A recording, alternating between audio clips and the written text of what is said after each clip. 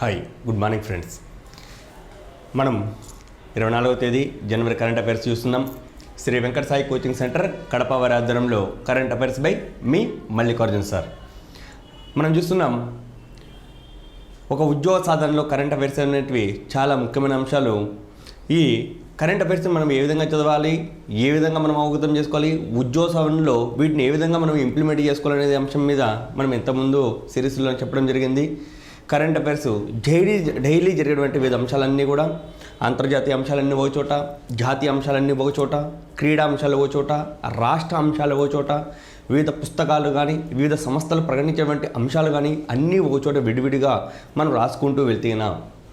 ఈ విధంగా మనము ఎక్కడంటే అక్కడ లేకుండా అన్నీ ఒక చోట ఉన్న వల్ల ఏమవుతుందంటే మనకు ఆ కరెంట్ అఫైర్స్ మీద మనకు పట్టుదం పెరుగుతుంది. దీనివల్ల మనము ఉద్యోగ సాధనలో మిగతా అభ్యర్థుల కన్నా మున్ముందు ఉండి మనము లక్ష్యాన్ని చేరుకునేదానికి చాలా సులభంగా ఉంటుంది.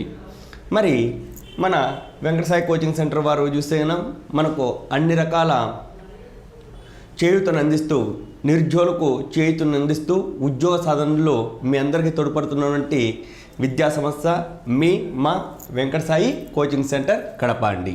నెక్స్ట్ టాపిక్లోకి వెళ్తే 2020-21కి గాను ప్రపంచంలో అత్యధికంగా బియ్యం ఎగుమతి చేసేటువంటి దేశం ఏది? 2020-21కి గాను 2020-21కి గాను ప్రపంచంలో అత్యధికంగా బియ్యంను ఎగుమతి చేసేటువంటి దేశం ఏదంటే ఇండియా అండి. ప్రపంచంలో అత్యధికంగా బియ్యంను ఎగుమతి చేసేటువంటి దేశం ఏదంటే ఇండియా. మరి అత్యధికంగా దిగుమతి చేసుకున్నటువంటి దేశం, దిగుమతి చేసుకునే దేశం ఏంటంటే చైనా అండి.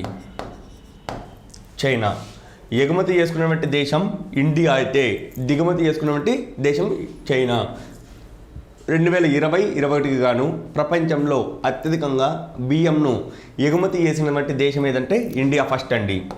రెండో దేశం వచ్చేసి వియత్నాం, 3 థాయిలాండ్.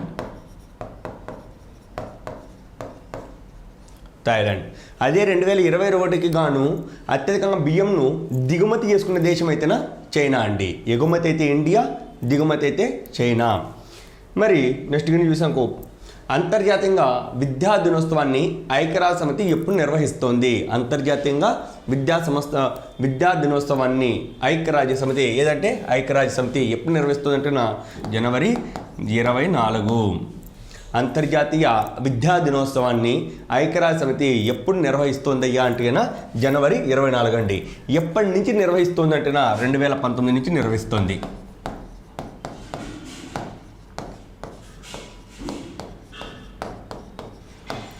2019 నుంచి నిర్వహిస్తోంది.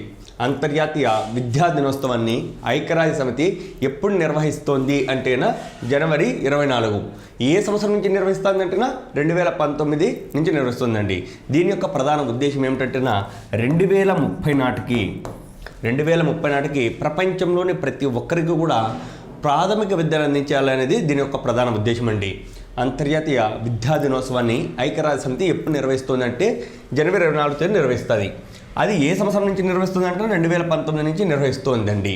మరి దీని యొక్క ప్రధాన లక్ష్యం ఏంటయ్యా అంటే 2030 నాటికి ప్రపంచంలోని ప్రతి ఒక్కరికి కూడా ప్రాథమిక విద్యను అందించాలనేది దీని యొక్క ప్రధాన ఉద్దేశం. నెక్స్ట్ జలాశయాల భద్రతపై నివేదిక అయిన ageing water infrastructure an emerging global రిస్క్ను ఎవరు ప్రకటించారు? జలాశయాల భద్రతపై మనం చూస్తున్నాం, డ్యాములు చూస్తుంటామండి. నాగార్జున డ్యాము, శ్రీశైలం డ్యాము ఇట్లాంటి డ్యాములు వాటి యొక్క భద్రత పైన ageing water infrastructure an emerging global రిస్క్ను ఎవరు ప్రకటించారు అంటేనా ఐక్యరాజ్య సమితి.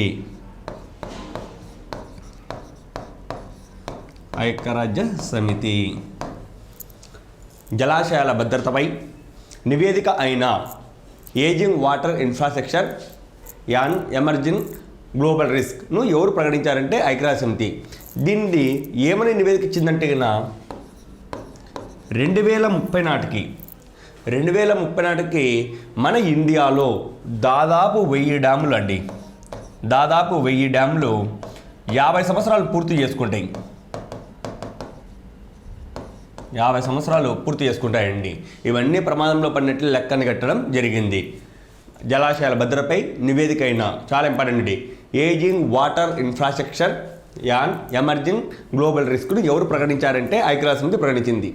ఏమని నివేదిక ఇచ్చిందంటేనా 2030 నాటికి భారతదేశంలో 1000కి పైగా డ్యాములు 50 సంవత్సరాలు పూర్తి చేసుకుంటే వీటి యొక్క పట్టుతం సడలుతుంది. కాబట్టి వీటిని పునర్నిర్మించేదానికి కానీ లేదంటే వాటిని యొక్క అంశాలను వివిధ అంశాలు వాటి యొక్క ఏమన్నా చీలికలు కానీ వాటి ఏమన్నా సంబంధించిన అంశాలను కూడా మళ్ళీ పునర్నిర్మించుకోవాలనే ఒక నివేదిక ఇవ్వడం జరిగిందండి.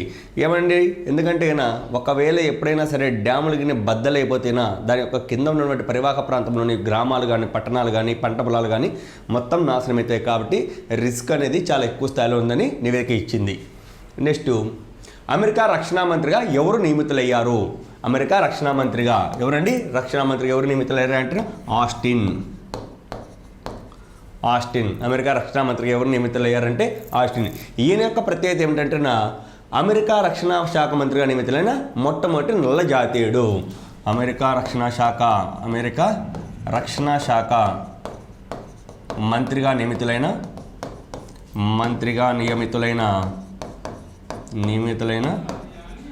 మొదటి నల్ల జాతీయుడు.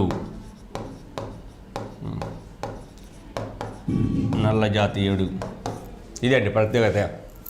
అమెరికా రక్షణ మంత్రి ఎవరు నియమితులైనారంటే ఆస్టిన్ అండి. ఈయన యొక్క ప్రత్యేకత తీసుకుంటున్న అమెరికా రక్షణ శాఖ మంత్రిగా నియమితులైన మొట్టమొదటి నల్ల జాతీయుడు. నెక్స్ట్, పత్తి పంటకు సోకే వ్యాధుల నిర్ధారణలో రైతులకు సాయం చేసేందుకు క్రాప్ దర్శన్ అప్లికేషన్ను ఇంపార్టెంట్ అండి. క్రాప్ దర్శన్ అప్లికేషన్ను ఏ దేశ సహకారంతో రూపొందించారంటే జపాన్. మనం చూస్తున్నాం వివిధ రకాలైన పంటలకు చీడపీడలు పట్టడం వలన రైతులు అనేకమైన నష్టాలు పాలవుతున్నారండి. ఉదాహరణకు పత్తిలో తీసుకున్నాం అనుకోండి, కాయ తొలుచు పురుగు పడుతుంటుంది. దానివల్ల ఏమవుతుందంటే పత్తి వచ్చేసి ఇక్కడ నాణ్యత లేకపోవడం వలన రైతుకు విపరీతమైన నష్టం కలుగుతున్నది. కాబట్టి ఇటువంటి పత్తి పంటకు సోకే వ్యాధుల నిర్ధారణలో రైతులకు సాయం చేసేందుకు క్రాప్ దర్శన్ అనేటువంటి అప్లికేషన్ రూపొందించారు. ఏ దేశ సహకారంతో రూపొందించారయ్యా అంటే జపాన్ సహకారంతో రూపొందించడం జరిగింది. నెక్స్ట్, భారత్ ఏ దేశాలకు ఫ్లాష్ ఫ్లడ్ గైడెన్స్ సేవలను ప్రారంభించింది? భారతదేశం ఏ దేశాలకు ఫ్లాష్ ఫ్లడ్ గైడెన్స్ సేవలను ప్రారంభించిందంటే 3 దేశాలు ప్రారంభించిందండి. 3 దేశాలకు సేవలను అందించడం మొదలుపెట్టింది. ఏ దేశాలంటే నేపాల్, భూటాన్, బంగ్లాదేశ్.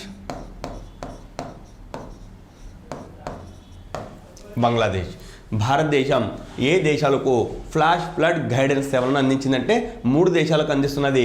ఆ దేశాలు ఏమేమి ఉన్నాయంటే నేపాల్, భూటాన్ మరియు బంగ్లాదేశ్లు ఉన్నాయండి. మరి ఫ్లాష్ ఫ్లడ్ గైడెన్స్ అంటే మనం చూస్తున్నాం అనుకోకుండా వరదలు రావడం వలన ఏమవుతుందంటే ఎటువంటి సహాయక చర్యలు అందించేలోపు ఏమైనా సహాయక చర్యలు అందిద్దామన్నా కూడా సాయం సరిపోదు. దానివల్ల విపరీతమైన ఆస్తి నష్టం, ప్రాణ నష్టంను మనకు జరుగుతున్నాయి. అటువంటి వాటిని నిరోధించాలనే ఉద్దేశంతో భారత అంతరిక్ష సంస్థ నుండి ఇస్రో ద్వారా ఇక్కడ ఫ్లాష్ ఫ్లడ్ గైడెన్స్ను భారత ప్రభుత్వం ఈ 3 దేశాలకు అందిస్తుందండి. అనుకోకుండా వచ్చిన వరదలను ముందు జాగ్రత్త హెచ్చరికలను అందించడానికి ఇవి ఉపయోగపడుతున్నాయి. ఏ దేశాలకు ఇస్తున్నది? నేపాల్, భూటాన్, బంగ్లాదేశ్. ఏ సేవలండి? ఫ్లాష్ ఫ్లడ్ గైడెన్స్ సేవలను.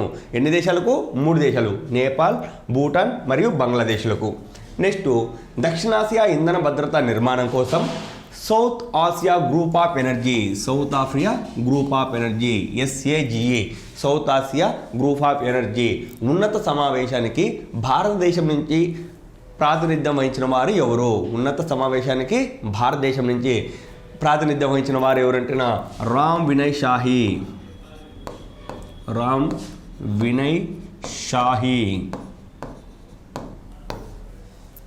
దక్షిణాసియా ఇంధన భద్రత. దక్షిణాసియా దేశాలు చూసుకోవాలనుకోండి సార్క్ దేశాలను పెట్టుకోవచ్చు. ఉదాహరణకు మనకు పాకిస్తాన్, నేపాల్, భూటాన్, బంగ్లాదేశ్, ఇండియా, శ్రీలంక, మాల్దీవులు. ఈ దేశాల యొక్క ఇంధన భద్రత కోసం ఏర్పాటు చేసినటువంటి south Asia group of energy ఉన్నత స్థాయి సమావేశానికి భారతదేశం నుంచి ప్రాతినిధ్యం వహించిన వారు ఎవరంటున్నా రామ్ వినయ్ షాహి అండి. దీనివల్ల ఏమవుతుందంటున్నా వివిధ దేశాలకు ఇంధన రవాణా కోసం కానీ లేదంటే ఒక దేశం నుంచి మరొక దేశానికి ఇంధన సరఫరాని ఏ విధంగా చేసుకోవాలి, ఇంధన భద్రత ఏ విధంగా కల్పించాలి, ఏదైనా అనుకోని పరిస్థితులు ఏర్పడినప్పుడు ఇంధన వ్యవస్థల మీద లేదంటే ఇంధనాన్ని నిల్వ చేసేటువంటి ప్రాంతాల మీద ఎటువంటి పరిస్థితుల్లో దాడి చేసుకోరాదు అనే దాని మీద ఈ సమావేశం నిర్వహించడం జరిగింది. నెక్స్ట్ భారత్ ఫ్రాన్స్ చెందిన రాఫెల్ యుద్ధ విమానాలు సైరస్ వ్యాయామాన్ని ఎక్కడ నిర్వహించనున్నాయి అంటే జోధ్పూర్.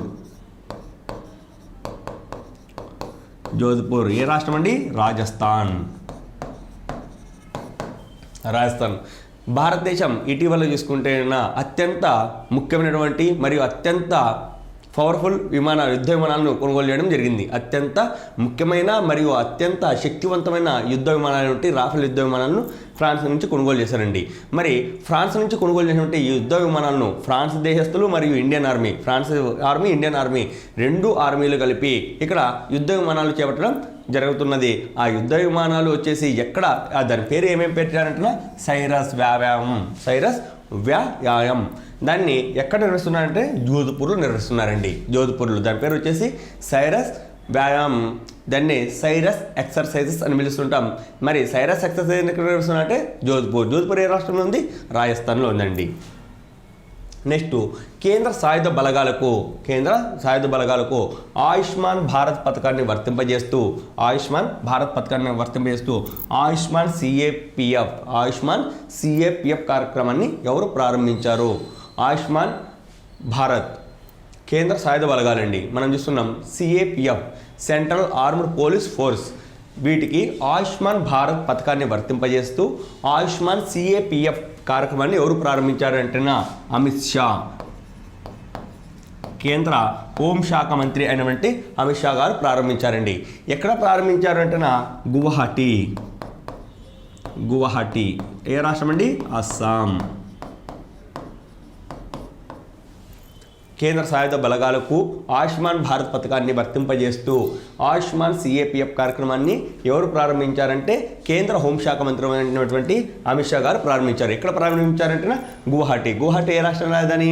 ఇక్కడ అస్సాంకు. దీనివల్ల ఏమవుతుందంటే 28 లక్షల మంది సాయుధ బలగాలకు మరియు వారి కుటుంబ సభ్యులకు కూడా ఈ పథకం అందుబాటులోకి వస్తుందండి. దీనివలన వాళ్ళకు ఆరోగ్య సమస్యల మీద 10 లక్షల వరకు ఎటువంటి రుసుము చెల్లించకుండానే చూపించుకోవచ్చు. దాదాపు 28 లక్షల మంది ఈ సిఎఫ్ఎఫ్ కేంద్ర బలగాలకు సంబంధించినటువంటి ఉద్యోగస్తులు మరియు వారి యొక్క కుటుంబ సభ్యులు కూడా దీని పరిధిలోకి వస్తారు. దీనివలన వచ్చేసి వారికి ఏమన్నా ఆరోగ్య సమస్యలు తలెత్తినాయనుకోండి 10 లక్షల వరకు ఎటువంటి రుసుము చెల్లించకుండానే ఆయుష్మాన్ సిఏపిఎఫ్ పథకం కింద వాళ్ళు వివిధ రకాలైనటువంటి వైద్యశాలల్లో చూపించుకోవడానికి అవకాశం ఉంది. నెక్స్ట్ దేశంలో అత్యంత పొడవైన రైలుగా ప్రసిద్ధి చెందినది ఏది? దేశంలో అత్యంత పొడవైన రైలుగా ప్రసిద్ధి చెందినది ఏదంటేనా వాసుకి. దేశంలో అత్యంత పొడవైన రైలుగా ప్రసిద్ధి చెందినది అంటే వాసుకి అనే పేరు ఎక్కడొస్తుంది? మనం చూస్తుంటాం విష్ణువు పాన్పుగా అన్నటువంటి ఆ సర్పం పేరు అంటేనా మనకు విష్ణువు పాన్పుగా ఉండేదైతేనా మనము శేషుడు అని పిలుస్తామండి. ఆది శేషుడు విష్ణువుకు పాన్పుగా ఉంటాయి. శివుడి మెడలో ఉన్నటువంటి పామును ఏమైనా పిలుస్తామంటే సర్పాన్ని మనం ఏమైనా పిలుస్తామంటారా? వాసుకి. భారతదేశంలో అతి పొడవైన రైలుకు ఏ పేరు పెట్టినా అంటేనా శివుడి యొక్క కంఠం నందు అలంకారంగా ఉన్నటువంటి సర్పమైనటువంటి వాసుకి పేరు పెట్టారండి. భారతదేశంలో పొడవైన రైలు ఏదంటేనా వాసుకి. ఇది ఎంత పొడవు ఉంటుందయ్యా అంటేనా 3.4 కిలోమీటర్ల పొడవు ఉంటుందండి. ఈ రైలు పొడవు ఎంత పొడవు ఉంటుందంటేనా 3.4 కిలోమీటర్ల పొడవు ఉంటుంది. దీని యొక్క మొట్టమొదటి ప్రయాణం వచ్చేసి బిలాయ్ నుంచి కోర్బా వరకు ప్రయాణించింది. 224 కిలోమీటర్లు ప్రయాణించిందండి. తన యొక్క మొట్టమొదటి ప్రయాణం 23వ తేదీకి పూర్తి చేసి 24వ తేదీకి పూర్తి చేసుకోవడం జరిగింది. 24 జనవరి 2002 దీని యొక్క మొదటి ప్రయాణం పూర్తి చేసిందండి. బిలాయ్ నుంచి కోర్బా వరకు బొగ్గు లోడ్తో ప్రయాణించడం జరిగింది. దేశంలో అతి పొడవైన రైలుగా ప్రసిద్ధి చెందినది ఏదంటే వాసుకి. ఎంత పొడవు ఉంటుందండి? 3.4 కిలోమీటర్ల పొడవు ఉంటుంది. తన యొక్క మొదటి ప్రయాణాన్ని ఎప్పుడు పూర్తి చేసింది? జనవరి 24 పూర్తి చేసింది. ఎక్కడి నుంచి ఎక్కడి వరకు ప్రయాణించింది? బిలా నుంచి కోర్పా వరకు ప్రయాణించిందండి. 224 కిలోమీటర్ల దూరం ప్రయాణించింది బొగ్గులోడుతో. Next Telangana Chambers of Commerce and Industry నుంచి ఎక్సలెన్స్ ఇన్ ఇన్ఫర్మేషన్ టెక్నాలజీ పురస్కారాన్ని అందుకున్న సంస్థ ఏది? తెలంగాణ రాష్ట్రానికి సంబంధించి Telangana Chambers of Commerce and Industry నుంచి excellence in information in technology పురస్కారాన్ని అందుకున్నటువంటి సంస్థ ఏదంటే టీసీఎస్ అంటే ఏంది? టాటా కన్సల్టెన్సీ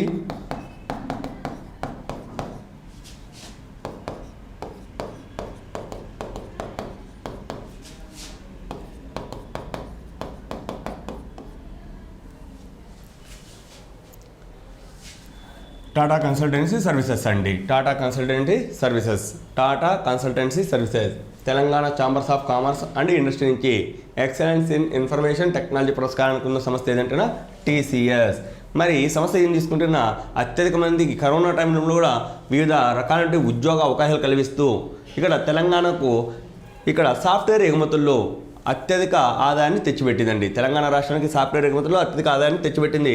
దానివల్ల దీనికి ఎక్సలెన్స్ ఇన్ ఇన్ఫర్మేషన్ టెక్నాలజీ పురస్కారాన్ని అందుకోవడం జరిగింది. ఏ సంస్థ? టీసీఎస్. నెక్స్ట్ ఉత్తరాఖండ్ రాష్ట్రానికి ఒకరోజు ముఖ్యమంత్రిగా నియమితులైన వారు ఎవరు? ఉత్తరాఖండ్ రాష్ట్రానికి ఒకరోజు ముఖ్యమంత్రిగా నియమితులైన వారు ఎవరంటే సృష్టి గోస్వామి.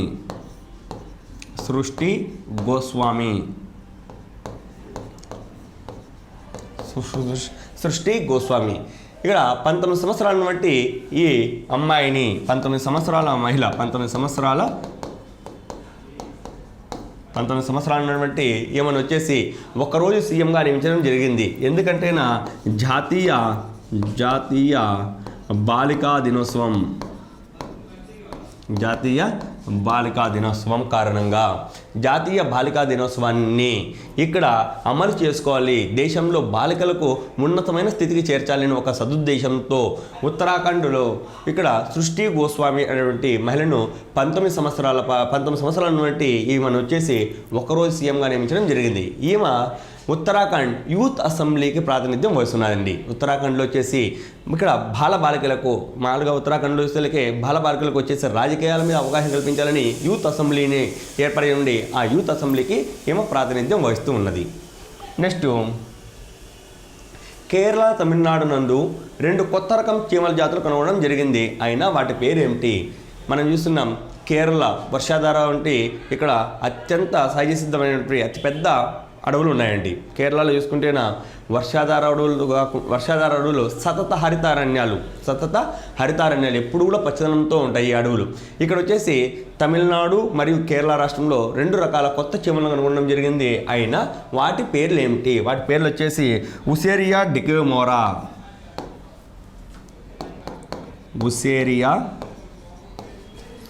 డెకామోరా ఒకటి, ఇంకోటి వచ్చేసి ఉసేరియా అమితాబ్ జోషి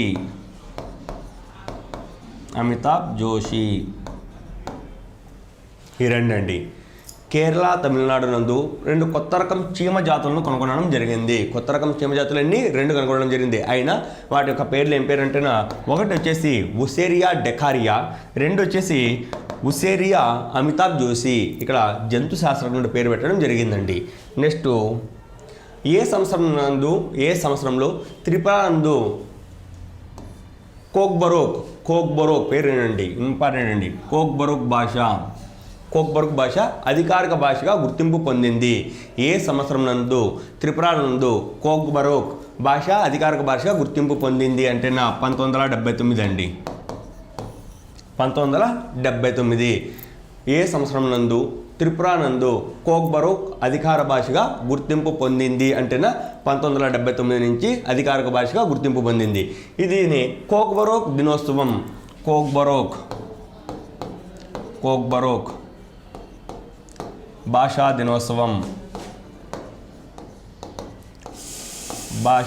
దినోత్సవం ఎప్పుడు నిర్వహిస్తారు? భాషా దినోత్సవం ఎప్పుడు నిర్వహిస్తారు అంటే అక్టోబర్ భాషా దినోత్సవం ఎప్పుడు నిర్వహిస్తారంటే జనవరి 19. త్రిపుర రాష్ట్రంలో గిరిజన భాష అండి ఇది.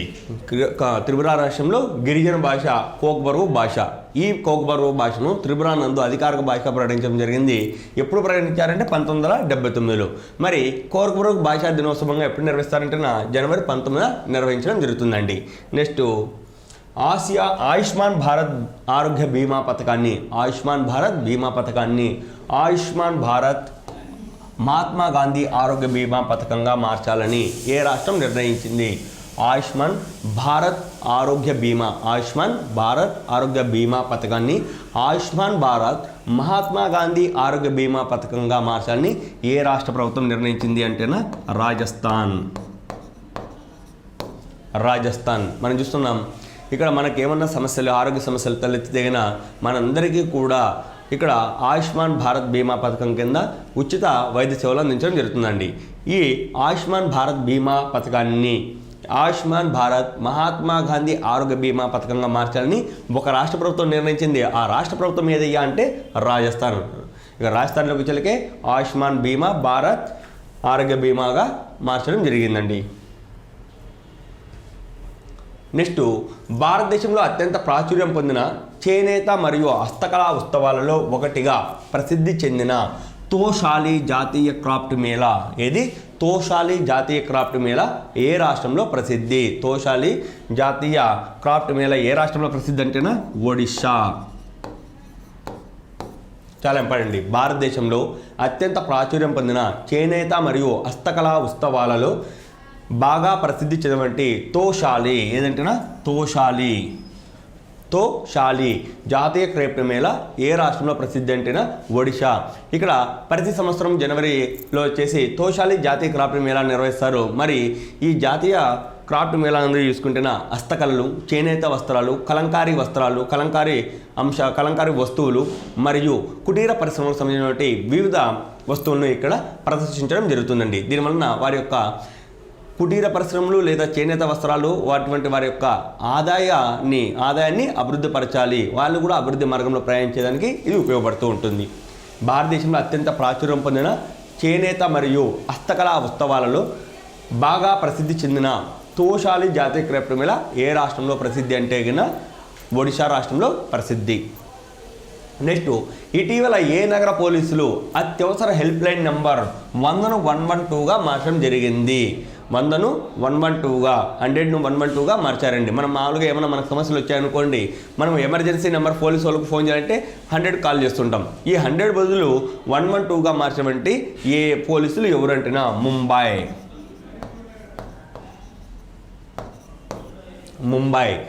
ఇటీవల ఏ నగర పోలీసులు అత్యవసర పోలీసు నెంబర్ అయినటువంటి 100 ప్లేస్లో 112ను చేర్చడం జరిగింది. ఏ నగర పోలీసులు చేర్చారంటే ముంబై పోలీసులు చేర్చారండి. నెక్స్ట్ ఓటర్ల గుర్తింపు కార్డు మొబైల్ ఫోన్ ద్వారా డౌన్లోడ్ చేసుకునే నూతన కార్యక్రమాన్ని కేంద్ర ఎన్నికల సంఘం ఏ పేరుతో ప్రారంభించింది అంటే ఈ ఎపిక్ అనే పేరుతో ప్రారంభించింది. మనం చూసుకుంటున్నాం, మనం మొబైల్లోనే ప్రపంచాన్ని చూస్తున్నామండి. నేడు మనం ప్రపంచంలోనే మొబైల్లోనే ప్రపంచాన్ని చూస్తున్నాం. మరి ఈ మొబైల్ ద్వారానే మొబైల్ అప్లికేషన్స్లోనే మన ఓటర్ కార్డును డౌన్లోడ్ చేసుకున్నటువంటి పద్ధతిని కేంద్ర ఎన్నికల సంఘం ప్రారంభించింది. మన సెల్లోనే మన ఓటర్ కార్డుని డౌన్లోడ్ చేసుకుంది. ఏ పేరుతో ఆ కార్యక్రమాన్ని ప్రారంభించిందంటే ఈ ఎపిక్ అనే పేరుతో ప్రారంభించిందండి. నెక్స్ట్ రైతుల ఆదాయాన్ని రెట్టింపు చేసే లక్ష్యంతో కిసాన్ కళ్యాణ్ మిషన్ను ఏ రాష్ట్ర ప్రభుత్వం ప్రకటించింది? రైతుల యొక్క ఆదాయాన్ని రెట్టింపు చేయాలనే లక్ష్యంతో కిసాన్ కళ్యాణ్ మిషన్ను ఏ రాష్ట్ర ప్రభుత్వం ప్రారంభించిందంటే ఉత్తరప్రదేశ్.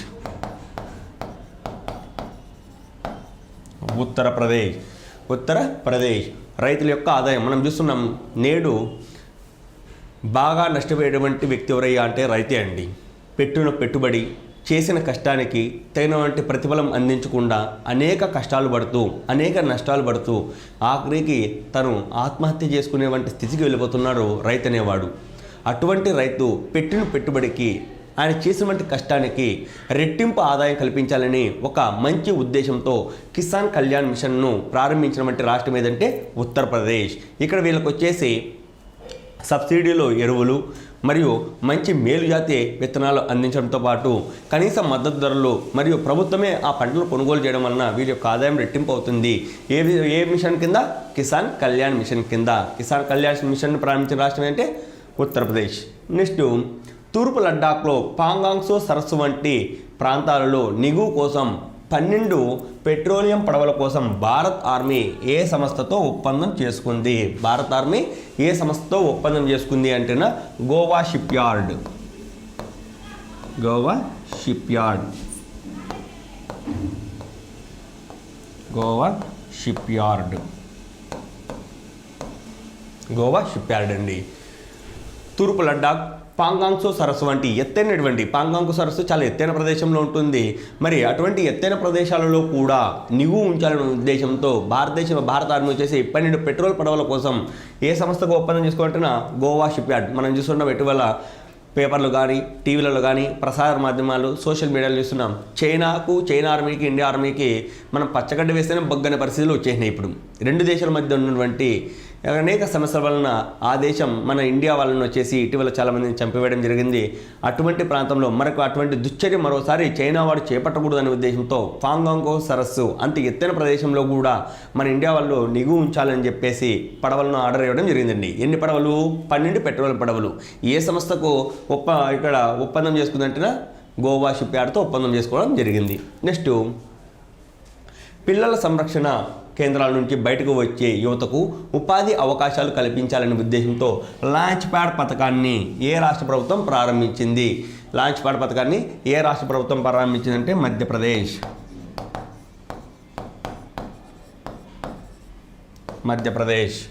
మనం చూస్తున్నాం ఇక్కడ చిన్నపిల్లలు అమ్మా నాన్న లేని వాళ్ళు అనాథలు కానీ, లేదంటే తల్లిదండ్రులు వదిలేని పిల్లలు కానీ, లేదంటే వీధి బాలలు కానీ ఎక్కడైనా సరే ఇక్కడ అనాథ శరణాలయంలో వాళ్ళు కొద్ది రోజులు సంరక్షణ అయితే కల్పిస్తారండి. 15 సంవత్సరాలు, 18 సంవత్సరాలు, 20 సంవత్సరాలు అటువంటి అనాథ శరణాలలో వీళ్ళు సంరక్షణ పొందిన తర్వాత వీళ్ళు బయటకు వస్తే వాళ్ళ యొక్క బతుకు తెరువు కోసం వాళ్ళకి కావాల్సినటువంటి ఉపాధిని వాళ్ళే సమకూర్చుకునేదానికి ప్రభుత్వం వివిధ అవకాశాలు కల్పిస్తున్నది. ఆ అవకాశాలన్నింటినీ కూడా ఒక గొడుగు కింద చేర్చి లాంచ్ ప్యాడ్ అనే పథకాన్ని ప్రారంభించింది. ఏ రాష్ట్రం అంటేనా మధ్యప్రదేశ్ అండి.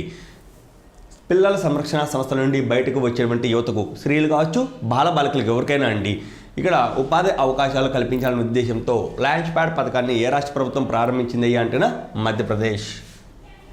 Next, the law of emergency comparative common law perspective పుస్తక రచయిత ఎవరు? The law of emergency comparative common law perspective పుస్తక రచయిత ఎవరంటేనా ఈ పుస్తకాన్ని ఇద్దరు రచించారు. ఎవరు అంటే అభిషేక్ మను సింఘ్వి, మరొకరు వచ్చేసి Khagesh Gautam. The law of emergency comparative common law perspective పుస్తక రచయిత ఎవరంటేనా సుప్రీంకోర్టులో సీనియర్ న్యాయవాది అయినటువంటి అభిషేక్ మను సింఘ్వి, మరొకరు వచ్చేసి ఖగేష్ గౌతమ్లు, వీళ్ళిద్దరూ కూడా రచించడం జరిగిందండి. ఈ పుస్తకాన్ని ఆవిష్కరించిన వారు ఎవరయ్యా అంటేనా ఎన్వి రమణ సుప్రీంకోర్టు అత్యంత సీనియర్ న్యాయమూర్తి the law of emergency comparative common లా పుస్తక రచయిత ఎవరు అంటే అభిషేక్ మను సింఘ్వి మరియు ఖగేష్ గౌతమ్. ఈ పుస్తకాన్ని ఆవిష్కరించిన వారు ఎవరంటే ఎన్వి రమణ, సుప్రీంకోర్టులో అత్యంత సీనియర్ న్యాయమూర్తి, మన తెలుగువారే అండి. మరి ఈ పుస్తకంలో ఏం తెలియజేస్తుందంటే 1975 సంవత్సరంలో ఉన్నటువంటి ఎమర్జెన్సీ పరిస్థితుల్లోని చట్టాలకు ప్రస్తుతం ఉన్నటువంటి వివిధ రకాల చట్టాలకు మధ్య ఉన్నటువంటి డిఫరెన్సు ఈ పుస్తకంలో వీళ్ళిద్దరూ విశదీకరించడం జరిగిందండి. నెక్స్ట్, 10వ జాతీయ ఐస్ హాకీ ఛాంపియన్షిప్ ఎవరు గెలుపొందారు? 10వ జాతీయ ఐస్ హాకీ ఛాంపియన్షిప్ ట్రోఫీని విజేత ఎవరు అంటేనా ఐటీబీపీ. ఐటీబీపీ అంటే ఏంది? Indo Tibet border police. 10వ జాతీయ ఐస్ హాకీ. మనం హాకీ అంటేనే మనకు గ్రౌండ్లో మట్టి మీద ఆడుతూ అంటారు, లేదంటే టార్పాలిన్ పట్టల మీద ఆడతారు అనుకుంటారు. ఇక్కడ ఐస్ హాకీ మంచు మీద జరిగినటువంటి హాకీ 10వ జాతీయ హాకీ ఛాంపియన్షిప్ విజేత ఎవరయ్యా అంటే ఐటీబీపీ. ఐటీబీపీ అంటే ఏంది? Indo Tibet border police. వీళ్ళు 10వ ఛాంపియన్షిప్ విజేతలండి. లాస్ట్ ఇస్రో స్వదేశీ విదేశీ చిన్న ఉపగ్రహాలను అంతరిక్షంలో ప్రయోగించడానికి రూపొందించిన ఉపగ్రహ నౌక పేరేమిటి? మనం చూస్తుంటాం, ఉపగ్రహాన్ని అంతరిక్షంలోకి పంపాలంటే రాకెట్ అవసరం అండి. మరి చిన్న చిన్న ఉపగ్రహాలు 1 కిలో కానీ 100 గ్రామ్స్ కానీ లేదంటే 2 కిలోలు 3 కిలోలు 10 కిలోల లోపు చిన్న చిన్న ఉపగ్రహాలను పిలుస్తుంటాం. ఇటువంటి చిన్న చిన్న ఉపగ్రహాలను అంతరిక్షంలోకి ప్రయోగించడానికి మన స్వదేశీ కావచ్చు, విదేశాలు కావచ్చు, స్వదేశీ విదేశీ ఉపగ్రహాలు అతి చిన్న ఉపగ్రహాలను రోదసీలోకి ప్రయోగించడానికి ఇక్కడ భారత్ రూపొందించినటువంటి వాహక నౌక పేరేంటంటే ఎస్ఎస్ఎల్వి. వాహక నౌక పేరేమంటే ఎస్ఎస్ఎల్వి. మరి ఎస్ఎస్ఎల్వి అంటే small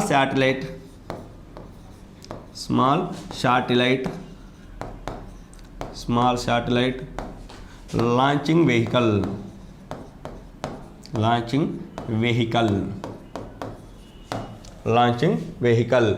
ISRO Indian space research organisation స్వదేశీ విదేశీ చిన్న ఉపగ్రహాలను అంతరిక్షంలోకి ప్రవేశపెట్టేందుకు రూపొందించిన ఉపగ్రహ నౌక పేరేమిటి? ఉపగ్రహ వాహక నౌక పేరేమిటి అంటే ఎస్ఎస్ఎల్వి అండి. మనము చూస్తుంటాం ఎస్ఎస్ఎల్వి, పిఎస్ఎల్వి, లేదంటే ఏఎస్ఎల్వి, లేదంటే జిఎస్ఎల్వి. వీటిలో ఏ నౌక చిన్న ఉపగ్రహాలను ప్రయోగించడానికి రూపొందించారంటే ఎస్ఎస్ఎల్వి. ఎస్ఎస్ఎల్వి అంటే ఏంది? Small satellite launching vehicle. దీని ద్వారా అతి చిన్న ఉపగ్రహాలను అంతరిక్షంలోకి పంపించడానికి అవకాశం ఉంది. మనం చూస్తున్నాం చాలా ఇంపార్టెంట్ అయినటువంటి అంశాలన్నీ కూడా మనం పూర్తిగా కవర్ చేయడం జరుగుతున్నది. మన వెంకట సాయి కోచింగ్ సెంటర్ ఆధ్వర్యంలో మీరు మరింత ముందుకు వెళ్ళాలి, విజయాన్ని చేరుకోవాలి అనే ఒక సదుద్దేశంతో ఈ క్లాస్ ముగిస్తడం జరుగుతుంది. Thank you very much.